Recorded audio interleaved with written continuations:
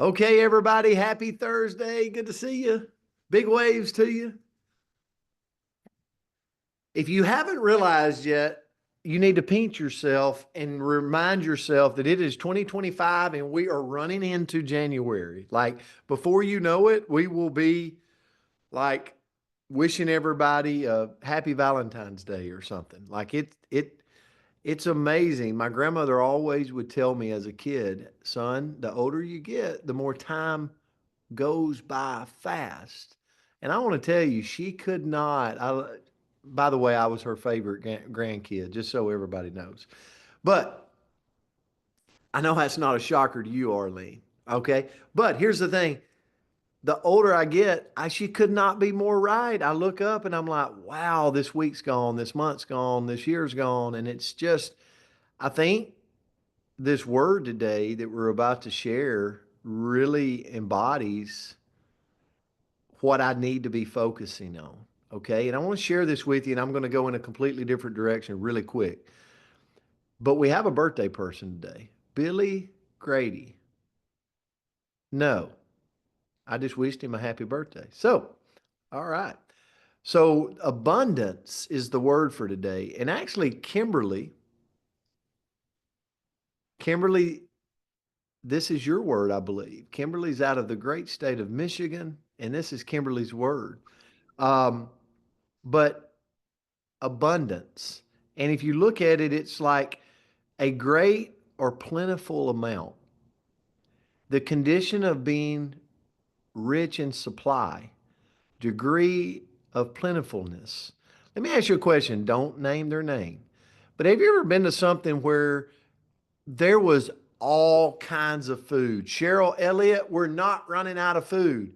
And you look over and there is somebody like going through the line and they need sideboards on their plate because it's like they don't know if they're going to get to go back up for seconds, so they're going to get everything, and it's like, wow, they're going to take this buffet down all by themselves, right? Because they're scared there might not be any left.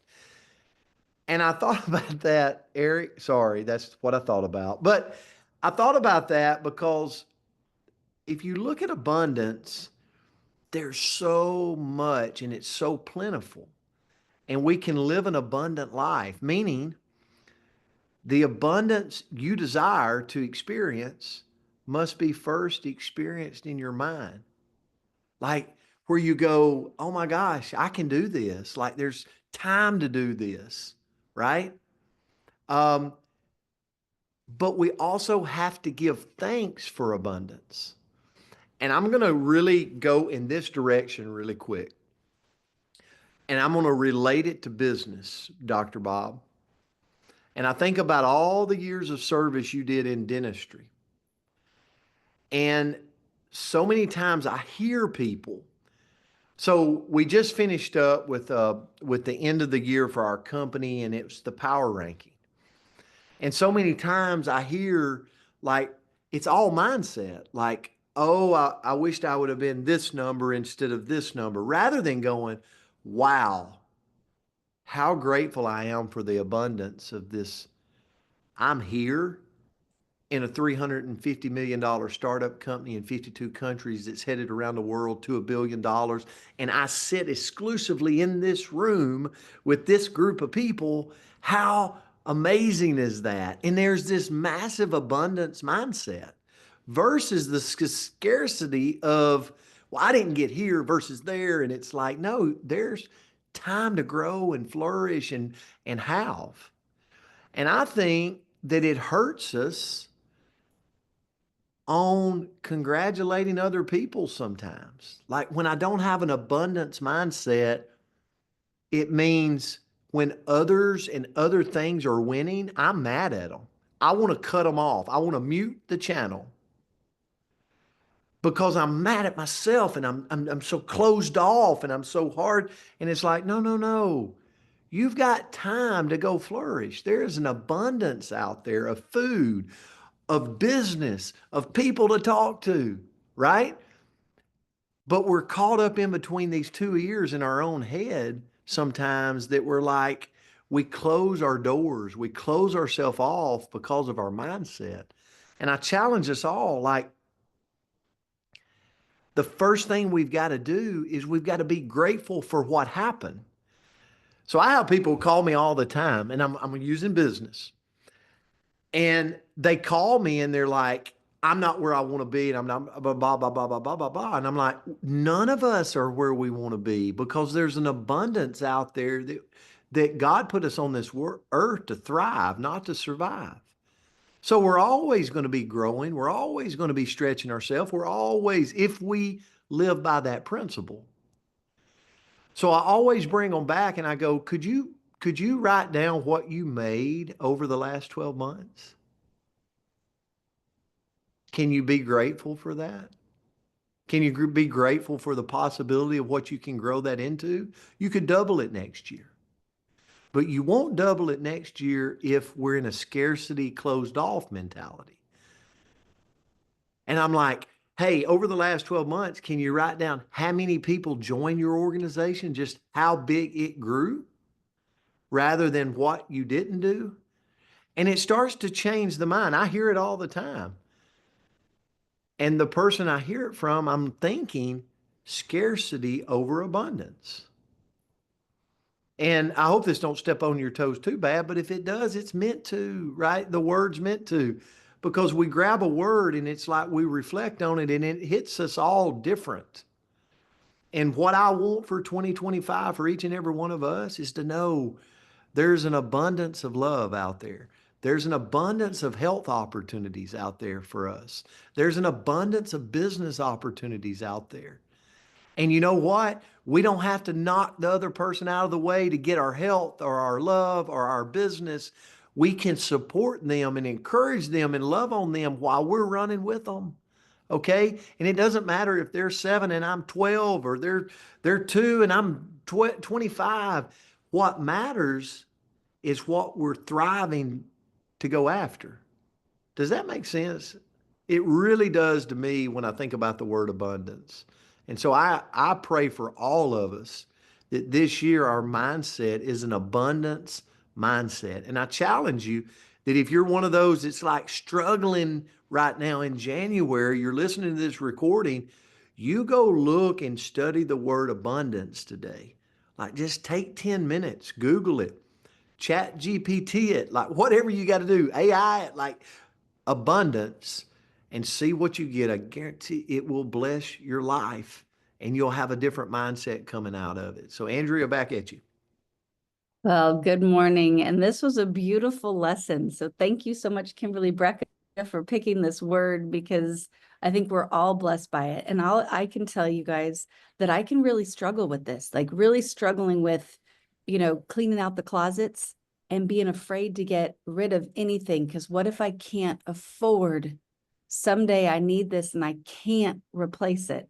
Or, congratulating somebody else because they had a bigger plate, or I don't know. I'm not super competitive, so I don't know about that, but like more of the what if, right? What if it all goes away tomorrow and I can't recreate it, whatever. And I can really live in a place of scarcity. And I think this is one of the places that if you have a great mentor, and I do, they will really push you through this a lot. So I've had about 15 years of mentorship of trying to get rid of that scarcity mindset and move over into an abundance mindset. And the quote that I found today was, abundance is not something we acquire. It's something we tune into. And that's Wayne Dyer. And I think that's so true, because when we open our mind to it, we can see it.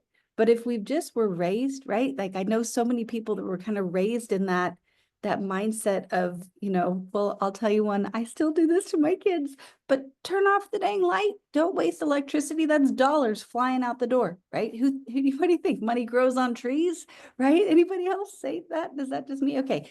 Anyway, so just little things like that we don't realize is kind of steeped in us.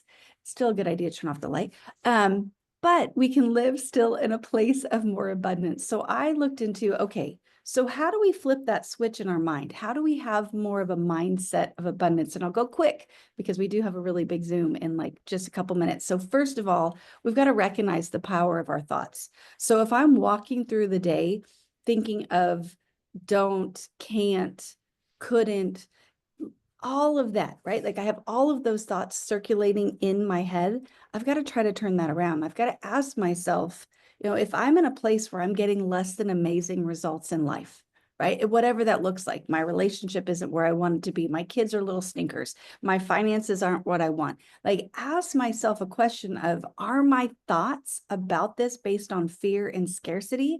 And if so, what can I do to shift this, right? Like my kids aren't going to turn into I don't know, hoodlums that run the streets.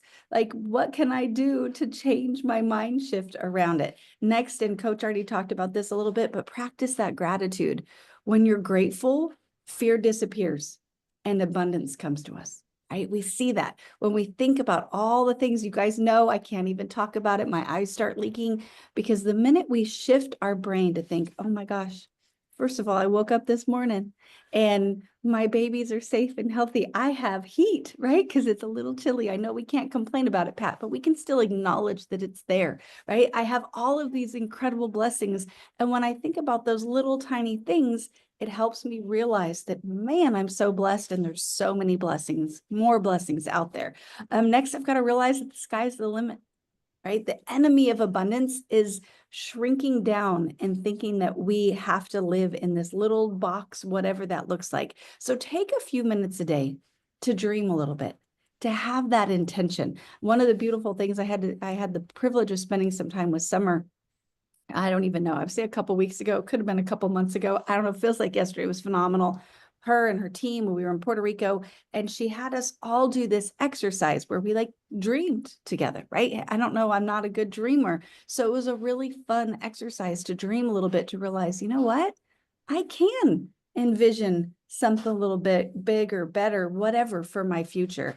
And then lastly, cultivate and share your passion and purpose.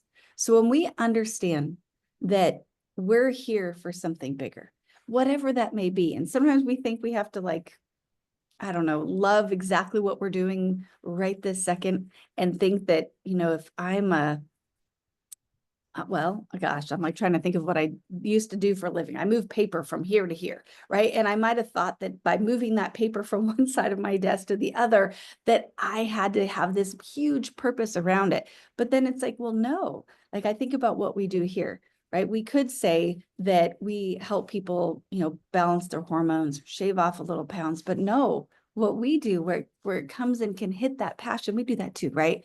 But we help people feel their best in their body so they can do their best in their life.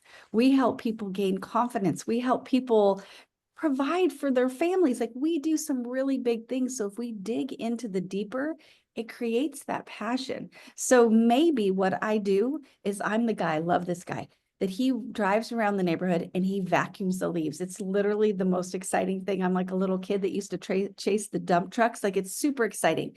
Maybe that's what you do. You go through neighborhoods and you vacuum your leaves.